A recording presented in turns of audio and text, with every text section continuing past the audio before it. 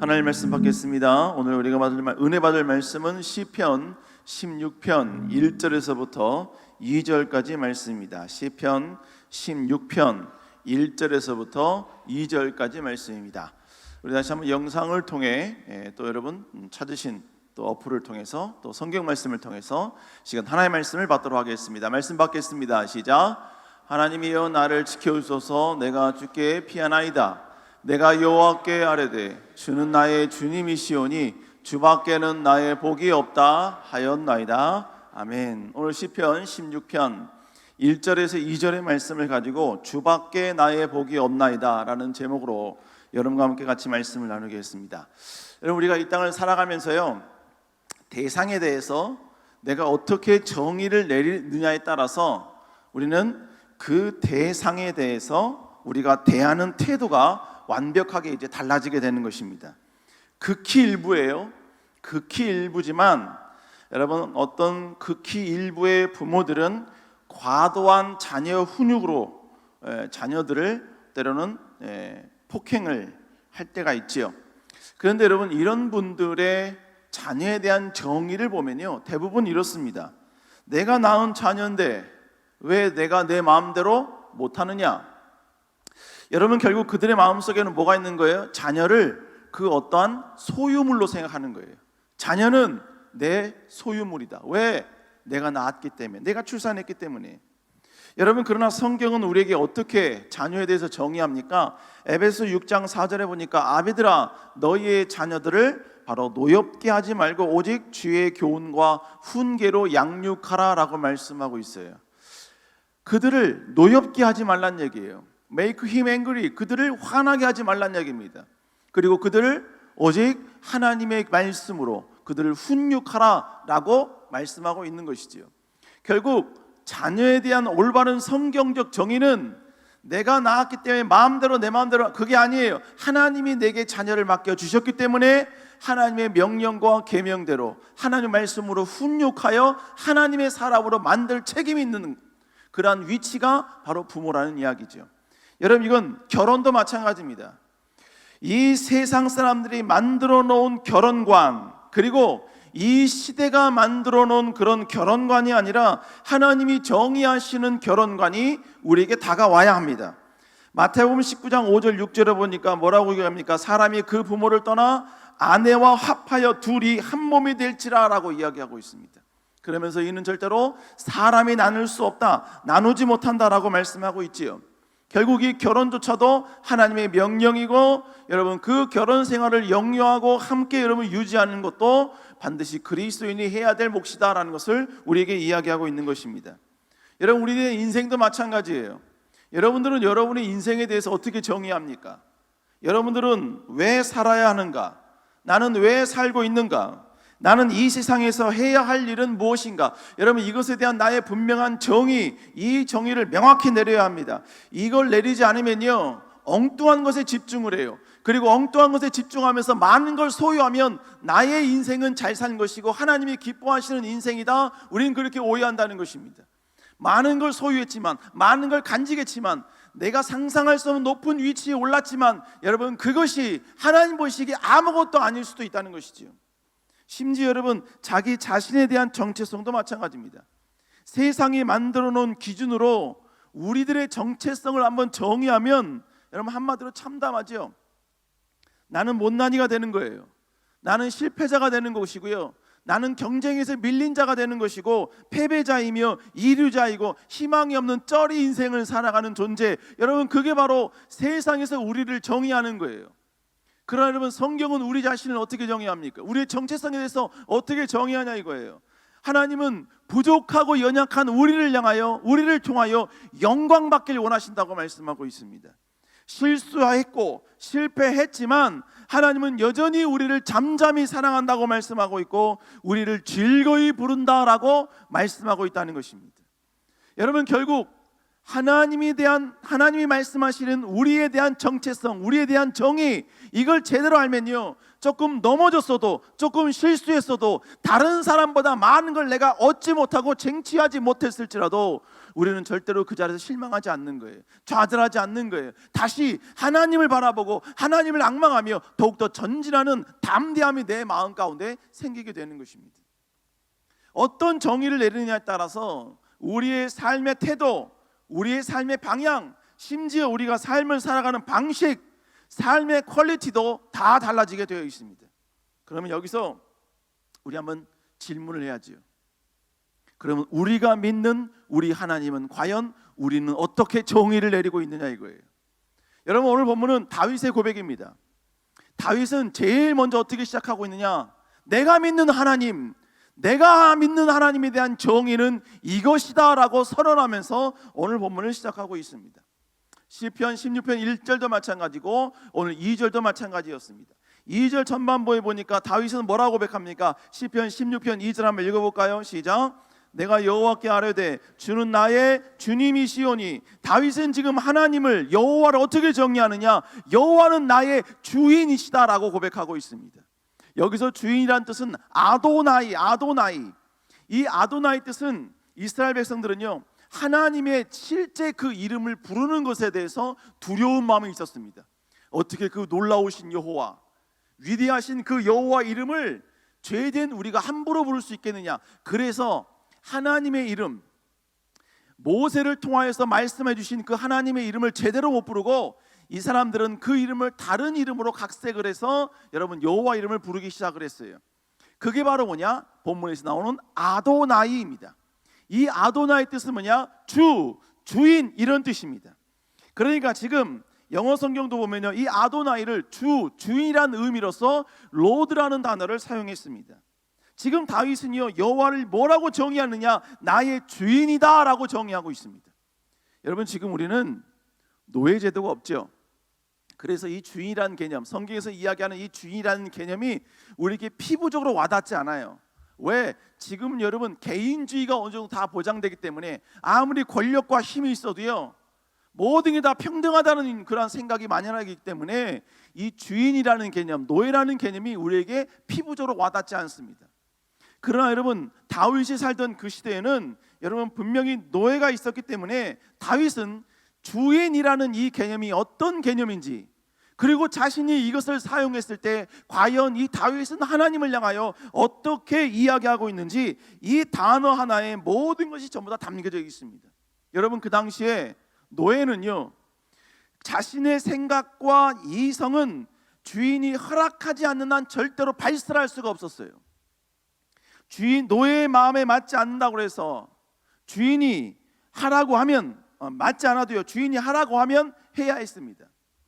이것이 바로 주인과 종의 관계였어요. 이러한 지식이 있는 다윗도 하나님을 지금 나의 주인이다, 나의 주다 이렇게 고백하고 있는 것입니다. 그러니까 지금 주님은 나의 주인이십니다 라는 이 고백에는 어마어마한 많은 의미가 담겨져 있는 것입니다. 그 첫 번째 의미가 뭐냐? 바로 하나님을 주인으로 고백한다는 것은 삶의 우선순위에 변화가 있다라는 의미예요. 무슨 얘기냐? 내가 아닌 하나님을 우선순위 두는 인생을 산다라는 표현인 것입니다. 여호와를 자신이 원하는 대로, 자신이 행하고 싶은 대로, 자신이 요구한 대로 해줘야 될 대상이 여호와가 아니라 그 반대로 내가, 내 자신이 하나님이 원하시는 대로, 하나님이 소망하시는 대로, 하나님이 우리에게 명령하신 대로 실천해야 될 존재다. 여러분, 그런 고백이 여호와는 나의 주인이십니다 라는 고백인 거예요. 내 이성과 내 생각을 주장하면서 앞세우는 것이 아니라 하나님의 말씀이라면, 하나님의 뜻이라면 무조건 내 생각을 내려놓고 순종하겠다는 것입니다. 여러분, 그렇다면 우리가 주인 되신 하나님의 소원대로 행한다, 주인 되신 주님의 말씀대로 내가 행한다, 이 표현은 결국 뭘 말하는 겁니까? 바로 하나님의 육성과 하나님의 마음이 고스란히 담겨져 있는 하나님의 말씀, 이 성경 앞에 내가 복종하겠다는 거예요. 성경 앞에 내가 철저히 그 권위 앞에 엎드리겠다는 것입니다. 여러분, 내 기호에 맞느냐 맞지 않느냐 이것과는 상관없다는 이야기예요. 내 이성에 맞느냐 맞지 않느냐, 이 말씀에 내가 순종할 여건이냐 여건이 아니냐, 여러분 그것과는 상관없다는 거예요. 내 스타일이냐 아니냐 상관없습니다. 내 가치관과 맞느냐 맞지 않느냐 그것도 의미가 없습니다. 여호와의 말씀이 선포되었다면 그 말씀이 여호와가 선포하셨기 때문에 나는 그 앞에 복종하겠다는 것입니다. 순종하겠다는 거예요. 여러분, 때로는 우리가 하나님 말씀이 선포됐을 때요, 우리 마음 가운데 충돌이 일어날 때가 있습니다. 하나님 말씀을 들었는데 그 말씀을 들었을 때 내 마음 가운데 갈등이 있는 거예요. 여러분, 내 마음 가운데 충돌이 있고 갈등이 있다라는 표현은 뭘 말하냐면 바로 내가 지금까지 알고 있었던 내가 만들어 놓은 나만의 가치관, 나만의 생각이 성경에 의해서 지금 틀렸다고 지적받고 있다는 의미예요. 여러분, 그럴 때 여호와가 나의 주인입니다 라고 고백하는 사람은요, 그 말씀 앞에 무조건 복종하는 거예요. 그 말씀에 무조건 순종하는 거예요. 그런데 아직 주님이 나의 주인이 될 수가 없어. 내 인생의 주인이 될 수가 없어. 그러면 그때부터 시작되는 게 뭐냐? 하나님과 디베이트이 시작이 되는 거예요. 변론이 시작이 되는 것입니다. 비판이 시작이 되는 거예요. 내가 알고 있는 모든 성경, 세상적 모든 지식을 총동원하여서 하나님의 말씀을 어떻게든지 여러분이 이기려고 합니다. 부수려고 합니다. 하나님의 말씀에 순종하지 않는 것이 합당하고 정당하다는 것을 어떤 식으로든지 내가 여러분 설득하려고 하는 거예요. 여러분, 이것은 절대로 하나님을 우리의 주인으로 고백하는 모습이 절대로 아니라는 것입니다. 비록 내가 힘들지라도, 내가 그 말씀에 순종하는 것이 너무나 어려울지라도, 때로는 여러분 그 앞에 순종하는 것이 내 인격과 내 자존심을 완전히 여러분은 짓밟는 행위라 할지라도, 여러분 주인 되신 여호와께서 말씀하셨기에 우리는 그 말씀 앞에 엎드리고 순종할 수 있는 사람이 되어야 하는 것입니다. 여러분뿐만 아니라 여러분, 하나님을 나의 주인으로 삼다는 것은 뭘 말하느냐? 우리의 신앙생활에도 변화가 생기기 시작했다라는 의미예요. 여러분, 성경에서 보면 하나님이 우리에게 기도하라고 말씀하고 있지요. 그래서 우리는 기도합니다. 기도해요. 그런데 여러분, 하나님은 우리에게 기도의 내용도 우리에게 말씀해 주셨거든요. 너희는 먼저 그의 나라와 그의 의를 구하라. 그리하면 이 모든 것을 너희에게 더하시리라. 하나님은 기도의 내용을 우리에게 가르쳐 주셨어요. 그런데 우리는요, 그 기도의 내용은 상관없는 거예요. 우리가 기도하는 목적, 우리의 기도하는 모든 내용은 다 뭡니까? 대부분 내가 원하는 거예요.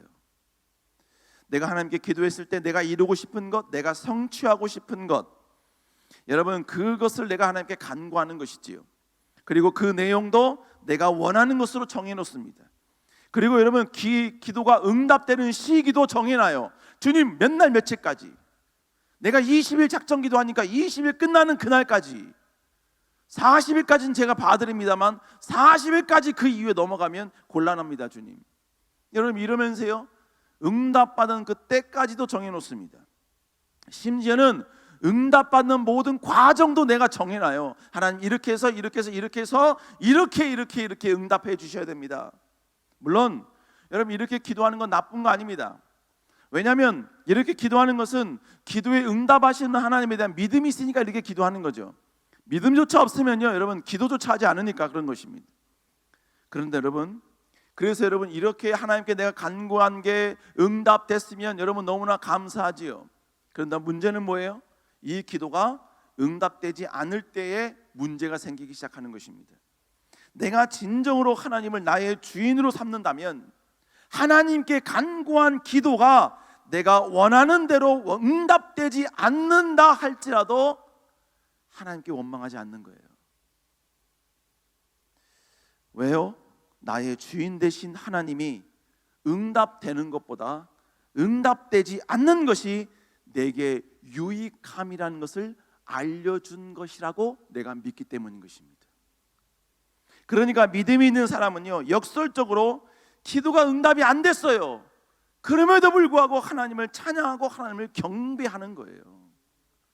여러분, 욥은 자녀들이 여러분요 생일 잔치를 하면 그 다음 날 자녀의 숫자대로 하나님께 제물을 드리고 예배를 드렸던 사람이요, 제사를 드렸던 사람이었습니다.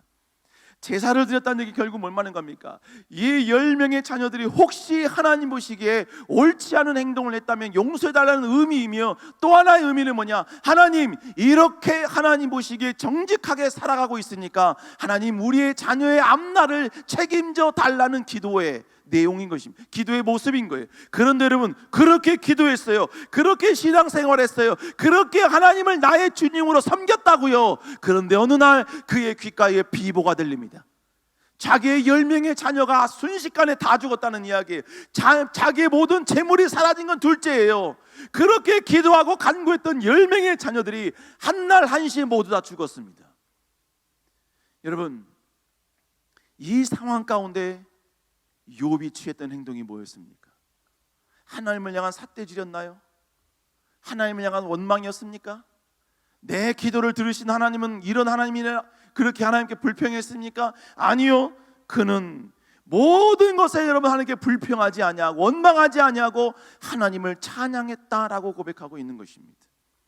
여러분, 기도가 응답되지 않았어요. 아니, 자신의 기도한 것과는 완전 반대 길로 갔습니다. 그럼에도 불구하고 하나님을 찬양하고 있습니다. 하나님을 예배하고 있습니다. 왜요? 나는 이해가 안 되지만, 나는 설득을 지금 여러분이 당할 수 없는 상황이지만, 그러나 내 주인 되신 주님이 이렇게 행했다면 그 뒤에 하나님의 또 다른 계획이 있다는 걸 그는 신실하게 믿었기 때문이라는 이야기예요. 여러분, 나의 인생길도 마찬가지입니다. 누구나 여러분 나의 인생이 편안하길 원하고 형통하기를 간절히 소망합니다. 여러분, 그렇게 되면 너무너무 감사하지요. 그런데 여러분, 그렇게 되지 않을 때가 많다는 것이죠. 그때 하나님을 주님으로 인정하는 사람은요, 내 인생에 내가 전혀 원치 않는 길로 가고 있고, 그리고 여러분 이 고통을 향하여 그토록 내가 간구했지만 이 고통은 여전히 나를 비웃는 듯 내 삶 가운데 사라지지 않고 여전히 여러분요 내 삶을 계속해서 여러분 쫓아다닌다 할지라도, 여러분 그 속에서 하나님의 또 다른 섭리가 있다는 걸 내가 알고 그 상황에서 하나님께 감사하고 고백할 수 있다는 거예요. 여러분, 성경에 고난과 아픔이 없는 사람이 누가 있었습니까? 여러분, 그러나 그들은 그런 상황에서도 하나님의 신실함을 믿었어요. 하나님이 이렇게 해줄 걸 믿었어요. 왜? 내가 나름대로 그렇게 했기 때문에, 하나님께 충성을 했기 때문에 이렇게 해결해주고 이렇게 역사를 이루는 것이 마땅하다고 그렇게 생각을 했어요. 그런데 하나님이 그렇게 해주지 않아요. 그럴지라도 하나님을 찬양하고 하나님을 예배할 수 있는 사람, 여러분 그 사람이 진정으로 누구냐? 하나님을 나의 주인으로 섬기는 사람이라는 것입니다. 그 대표적인 사람이 누굽니까? 여러분, 사자굴에 끌려갔던 다니엘 아니에요? 사자굴에 끌려갔던 이유가 뭡니까? 여러분, 그가 예루살렘을 향하여 기도했기 때문 아닙니까? 하나님 나라 영광을 위해 기도했기 때문 아닙니까? 그랬으면 하나님이 보호해 주셔야지요. 하나님이 절대로 여러분요 그 모함으로부터 하나님이 여러분 위대한 여러분 안식처를 제공해 주셔야지요. 요새 대신 하나님이 보호해 주셔야지요. 근데 왜 여러분요 그 사자굴까지 끌려가도록 하나님은 침묵하셨냐 이거예요. 왜 가만히 계시냐 이겁니다. 그런데 여러분, 다니엘은 사자굴 속에 끌려가는 그 순간에도 하나님을 원망하지 않았어요. 하나님을 향하여 대적하지 않았습니다. 그는 그 가운데 하나님의 신실하심과 하나님의 보이지 않는 손길이 있다는 걸 그는 믿었습니다. 믿었기에 그는 하나님 보시기에 떳떳하지만, 그러나 여러분 이해할 수 없는 그 길, 바로 사자굴로 향하는 그 길을 터벅터벅 걸어갈 수 있었다는 거예요. 우리가 너무나 잘 알고 있는 사드락과 메삭과 아벳느고, 그들은 7배가 뜨거운 여러분 풀무불 속에 들어갔잖아요. 그들이 풀무불 속에 들어간 이유가 무엇입니까? 그들이 풀무불 속에 들어간 이유는 바로 하나님이 아닌 다른 우상에 절하지 말라는 그 1계명 2계명을 지키는 이유 때문이었습니다. 여러분, 그러면 하나님이 풀무불에 들어가지 않도록 해주셔야지요. 절대로 들어가지 않도록 하나님이 역사해 주셔야지요. 그러나 여러분, 그들은 믿었어요. 그래서 뭐라고 합니까? 그리 아니, 하나님이 이 상황 가운데 우리를 보호하실 걸 우리 믿습니다. 그러나 그리 아니하실지라도 우리는 왕의 신상에 절할 수 없습니다. 여러분, 그렇게 단호하게 고백했으면 하나님이 구해줘야 될 거 아닙니까? 가지 않게 해주셔야 될 거 아니에요? 풀무불 속에 가지 않게 해주셔야 되잖아요. 그런데 하나님은 풀무불에 가도록 내버려 두셨습니다. 여러분, 그들이 풀무불에 가는 동안 얼마나 여러분 고민했었을까요? 그러나 여러분, 성경 어디에도 그들이 하나님을 향해 원망하거나 하나님을 비난하거나 여러분 그러지 않았다고 이야기합니다. 여러분, 돌아서 왕이시여 내가 이제 금시상에 절하겠습니다, 여러분 그런 것도 하지 않았어요. 그들은 끝까지 과감하게 죽음을 선택했어요. 내 주 되신 여호와, 내 주인 되신 여호와 이외에 그 어떤 것도 절할 수 없다는 그 단호한 믿음, 그 믿음을 절대로 그들은 변기하지 않았다는 것입니다. 여러분, 그들이 그렇게 할 수 있었던 이유는 뭐예요? 환경이 좋아서가 아니에요. 환경이 여러분 다 풀려서가 아닙니다. 여러분, 바로 여호와는 나의 주인 되시기 때문인 것입니다. 여러분뿐만 아니라 여러분, 여호와가 나의 주인이라고 고백하는 사람은요, 그의 삶의 방향성 내지는 비전의 영역에서도 자연스럽게 여러분 그들의 삶의 변화가 나타나게 되는 거예요. 여호와를 나의 주인으로 섬기는 사람은요, 내가 원하는 것을 행하는 게 비전이라고 말하지 않아요. 하나님이 나를 통해 이루길 원하시는 것, 그것이 나의 비전이라고 고백하게 되는 것입니다. 하나님을 나의 주인으로 삼는 사람은요, 내가 이루고 싶은 것과 하나님이 이루고 싶은 것이 어긋났을 때, 여러분, 하나님이 이루고 싶은 것을 이루겠다고 내가 이루고 싶은 것을 포기할 수 있는 사람, 바로 그런 사람이 될 수 있다는 거예요. 여러분, 공부하기 쉬운 사람은 없어요. 직장 다니는 게 즐거운 사람은 없습니다. 그러나 공부하는 게 싫고 직장 다니는 게 싫지만 그것이 하나님 나라 영광을 위해 쓰임받는 도구라면, 도구이기 때문에 내 주인 되신 주님이 그걸 도구로 사용하길 원하시기에 나는 싫지만 거기에 최선을 다하는 거예요. 거기에 열정을 쏟아붓는 거예요. 누구도 하지 않는 거기에 여러분요, 열정과 모든 여러분요 갈급함을 거기에 쏟아 부어내는 것입니다. 뿐만 아니라 여러분, 하나님을 주인으로 삼는 사람은 우리의 물질관에도 변화가 생기기 시작합니다. 나는 하나님께 모든 것을 공급받으면서 살고 싶은데 하나님이요, 내가 가진 그 마지막 보물마저도 여러분요 하나님 앞에 내려놓으라면, 아니 내가 다 드렸어요, 드렸음에도 불구하고 더 내려놓으라면, 그리고 그것이 하나님의 기쁨을 위해 쓰임받는 도구가 되어야 된다면, 울면서라도 그것을 내려놓을 수 있는 사람, 그 사람이 진정으로 하나님을 나의 주인으로 삼는 자의 모습이라는 거예요. 여러분, 이 세상 가운데 귀한 건 많이 있지만 여러분의 생명만큼 귀한 게 어디 있습니까? 그러나 여러분, 때로는 주님이 생명을 내려놓으라 하면 그것조차도 하나님의 영광을 위해서 내 생명조차도 내려놓을 수 있는 사람, 여러분, 그 사람이 진정으로 내 생명의 주인 되시는 부인이 여호와심을 고백하는 자의 모습이라는 것입니다. 물론 우리는 주님을 나의 주인으로 모시며 신앙생활을 한다고 말합니다. 그러나 여러분, 주님이 나의 주인인 건 맞아요. 그러나 진정한 주인은 아니야. 진정한 주인은 아니라고요. 내가 허락한 것까지만 내려놔요. 내가 할 수 있는 것까지만 순종해요. 내가 즐길 수 있는 것도 보장받으면서 그 보장받을 건 내 안에서, 그 보장 안에서 하나님께 순종합니다. 내가 즐길 수 있는 것 빼고 나머지 것을 하나님께 드리는 거예요. 내가 나의 모든 시간을 다 쓰고 남은 시간, 그 시간을 내가 하나님께 드리는 거예요. 그리고 여러분요, 그것이 내가 하나님을 진정으로 나의 주인 삼는 진정한 모습이다 라고 우리는 그렇게 오해할 때가 있다는 것입니다. 그러나 여러분, 진정으로 주님을 나의 주인으로 삼는 사람은, 진짜 주인인 사람은 주님이 원하실 때 무릎 꿇는 사람이요, 주님이 원하실 때 가는 사람이요, 주님이 포기하라고 할 때 포기할 수 있는 사람이 되는 것입니다. 사랑하는 성도 여러분, 우리의 진정한 주인은 오직 예수 그리스도 한 분이십니다. 내 삶의 주인도, 내 인생의 주인도, 우리의 모든 비전의 주인도, 우리가 소유한 그 모든 것들의 주인도 오직 여호와이십니다. 여러분, 여호와를, 주님을 진정으로 나의 주인으로 삼는 여러분 되시기를 다시 한번 주의 이름으로 축복합니다. 마지막 두 번째로 다윗은 오직 여호와가 나의 복이다라고 고백하고 있습니다. 오늘 본문에 뭐라고 고백합니까? 시편 16편 2절 한번 읽어볼까요? 시작. 내가 여호와께 아뢰되 주는 나의 주님이시오니 주밖에는 나의 복이 없다 하나이다. 다윗이 말하는 게 뭐예요? 주밖에 나의 복이 없다는 거예요. 복이 무엇입니까? 내게 좋은 것, 이게 복 아니에요? 여러분, 저는 물만 먹어도 살이 찝니다. 거짓말이겠죠. 물과 함께 뭔가 섭취하겠죠. 그러나 여러분, 물만 먹어도 나는 살이 쪄, 이런 사람 보고요, 와 복이다 복, 이런 사람 있을까요?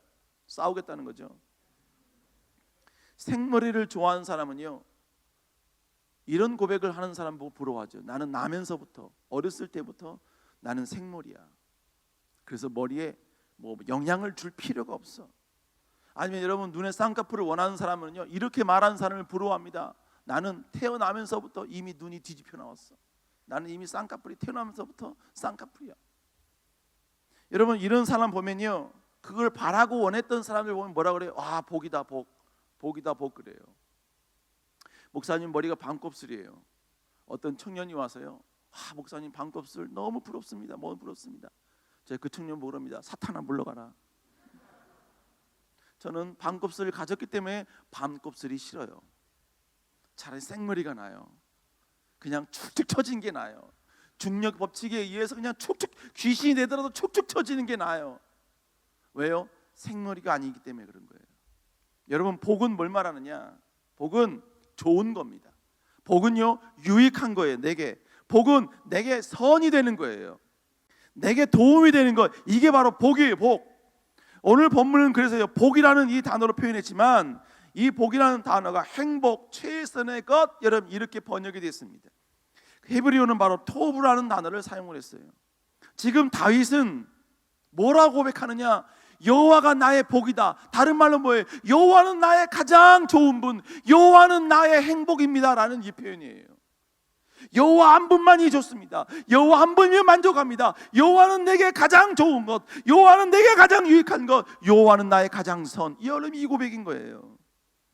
여러분, 시편 오늘 16편은요, 다윗이 어떤 상황 가운데 기록한 시예요. 근데 다윗이 어떤 상황이냐를 어느 정도 우리가 알 수 있는 구절이 바로 시편 16편 4절과 10절입니다. 근데 특별히 10절을 보면 거기에 뭐라고 나오냐면요, 10절에 보니까 이는 주께서 내 영혼을 수월에 버리지 아니하시며, 이게 무슨 얘기냐? 지금 다윗이요, 자기의 영혼이 수월에 들어갈 정도로 엄청난 고통 가운데 있다는 얘기예요. 여러분, 결국 수월은 지옥을 말하는 거거든요. 자신의 삶이, 자신의 영역이, 자신의 영혼이 지옥에 들어갈 정도로 어마어마한 큰 고통이 있다는 얘기입니다. 그것이 무엇인지는 침묵하고 있어요. 그러나 우리는 유추해 볼 수 있지요. 뭡니까? 다윗 사울에게 쫓길 때 아니겠습니까? 다윗은 사울에게 도망 다닐 때요, 다행히 항상 다윗과 함께 다녔던 사람들이 있었습니다. 바로 군사들, 그러니까 다윗을 사랑하고 다윗 편에 있었던 여러분 군사들이었어요. 이 군사들은요, 다윗을 위해 자기의 목숨까지도 내놓을 정도였습니다. 뿐만 아니라 군사들만 있었던 것이 아니라 수많은 백성들이 바로 다윗을 항상 따라다녔습니다. 여러분, 그렇다면 이런 상황 가운데 있어 다윗에게 있어서 진정한 복이 뭐겠어요? 먼저는요, 지금의 이 문제가 해결되는 거죠. 사울이 자기를 죽이려고 하는 이 문제가 해결되는 게 진정한 복 아닙니까? 혹 여러분, 사울이 자기를 죽이려는 이것이 해결이 안 된다면 자기에게 있어 가장 큰 복은 누구예요? 자기 편이 되어주는, 자기를 따라다니고 자기를 보호해주는 군사들과 자기 복 아니겠습니까? 자기에게 위로가 되는 여러분 백성들이 자기에게 위로가 되는 거 아니겠어요? 복이 되는 거 아니겠습니까? 그들이 행복이 되는 거 아니겠어요? 그런데 여러분, 다윗은 자신에게 있어 진정한 복은 누구냐? 오직 여호와 한 분이라고 고백하고 있습니다. 여호와만이 자신의 행복이고, 여호와만이 자기에게 가장 좋은 분이시고, 여호와만이 자기의 최고의 것이다 라고 고백하고 있는 것입니다. 지금 다윗은요, 평안할 때 고백한 게 아니에요. 여유로울 때 고백한 게 아닙니다. 그의 인생 가운데 가장 힘들 때, 자신의 영혼이 수월에 들어갈 정도로 가장 위급할 때, 가장 절망적일 때, 가장 최악일 때, 그때 그가 고백한 내용이 뭐냐? 여호와가 나의 진정한 복이라는 거예요. 주밖에 나의 복이 없나이다. 여러분, 이 주밖에 나의 복이 없습니다라는 이 고백은요, 환경이 좋아서 고백하는 게 아니에요.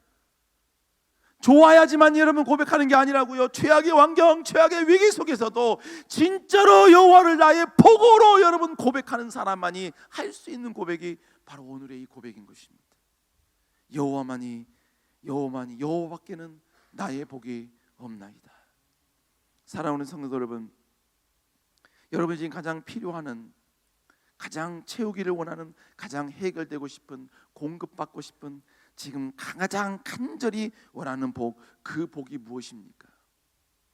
여러분, 우리는 지금 이 순간만큼은 우리가 원하는 명예, 우리가 원하는 물질, 우리가 원하는 세상적인 어떤 축복이 여러분 우리의 진정한 복이 아니라 여호와가 우리의 복이라고 고백하는 순간이 되어야 하는 것입니다. 여러분, 물론 주님이 우리에게 공급해 준 거 아직 없을 수 있어요. 내가 원하는 것, 내가 여러분 간절히 소망했던 것 아직 내 손에 쥐어진 것이 없을 수도 있습니다. 그러나 여러분, 다인 만큼은 아니잖아요. 힘들지만 다인 만큼은 아니잖아요. 여러분, 그럴지라도 여러분 다윗이 여호와가 나의 복이라고 고백했다면 우리도 여러분요, 오직 한 분만으로 기뻐하고 주님 한 분만으로 즐거워하고 주님 한 분만으로 우리는 송축하는 그런 사람이 되어야 될 줄로 믿습니다. 여러분, 진정으로 하나님의 은혜를 뜨겁게 경험했을 때가 여기 있는 모든 분들 다 있을 것입니다. 여러분, 그때 우리의 마음이 어땠지요? 풍성한 소유는 없어요. 그게 보장받은 것도 아니에요. 근데 주님 한 분만으로 너무 행복했어요. 주님 한 분이 주님이 진짜 내 복이었고, 주님 한 분이면 좋겠고, 주님이신 그 은혜면 나는 충분했어요. 그런데 서서히 내가 이 땅을 살아가면서 여러분, 내 안에 그 고백이 사라지기 시작을 하고 내 안에 은혜가 떨어지기 시작합니다. 그러면서 주님이 나의 보물이라고 했던 그것은 이제 옛 추억이 됐고, 이제 나의 보물의 대상이 조금씩 세상적인 것으로 바뀌어지기 시작해요. 지금 채워져야 될 게 나의 복이 되고, 내가 원하는 것이 나의 진정한 복인 것처럼 바뀌게 되고, 내가 간절히 해결되길 원했던 게 해결되어야지만이 그것이 나의 진정한 복이라고 우리는 생각하게 된다는 것입니다. 여러분, 그건 잘 가고 있는 게 아니에요. 우리가 잠시 넘어지고 있는 겁니다. 우리는 다시 한번 주밖에는 나의 복이 없나이다, 이 고백이 우리의 영원한 고백이 되어야 될 줄로 믿습니다. 그리고 정말로 기회가 된다면 주밖에 나의 복이 없나이다, 이 고백 한마디에 대성통곡하며 하나님께 기도할 그날이 속히 와야 하는 것입니다. 다른 어떤 공급이 없어도 오직 주만이 나의 주님이십니다. 주밖에는 나의 복이 없습니다. 오직 주님만이 나의 진정한 복이며 행복입니다. 여러분, 이 고백으로 주 앞에 나아가는 여러분 되시기를, 다시 한번 이 시대 새로운 제2의 다윗이 되기를 주의 이름으로 축복합니다. 기도하시겠습니다.